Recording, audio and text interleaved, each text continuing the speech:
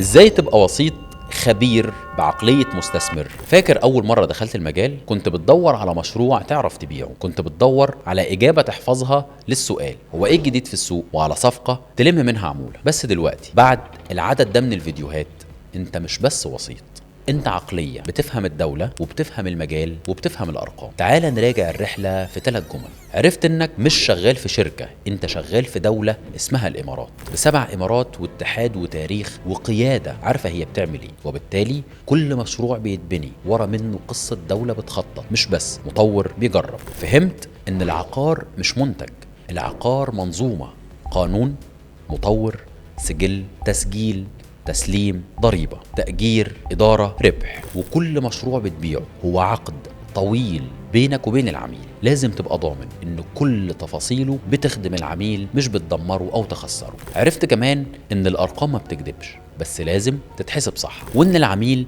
مش بيدور على شقة، هو بيدور على دخل شهري، سد احتياج، حرية مالية، إقامة، مستقبل لأولاده، طريقة يحمي بيها فلوسه من التآكل. ولما انت تبقى فاهم العائد والتدفق والمخاطرة وتقدر تبني معاه محفظة على 5 و7 و10 سنين، انت بقيت شريك مش مجرد سمسار. وهنا السؤال اللي لازم تسأله لنفسك، هل هتفضل تشتغل في العقارات ولا هتعيش في العقارات؟ هل هتفضل وسيط بيجمع عمولات ولا هتبدأ تفكر تبني محفظتك الشخصية وتخلق مصدر دخلك المستقل؟ الفرق مش في راس المال، الفرق في العقل. اخر رسالة، في السوق ده اللي ما بيطورش نفسه بيتم استبداله، واللي بيفهم بس الناس بتعديه، لكن اللي بيعرف يبني ثقة ويصنع قيمة ويفهم الارقام هو اللي بيستمر. فكر دايما بعقلية مستثمر حتى لو بتشتغل وسيط، الفرق الحقيقي بيبدأ من هنا. دي كانت سلسلة احتراف الوساطة العقارية في الامارات، من اول تأسيس الدولة لحد تأسيس عقلية الوسيط اللي بيشتغل بثقة ويدير صفقة كأنها مشروع كامل. تابعني دايما،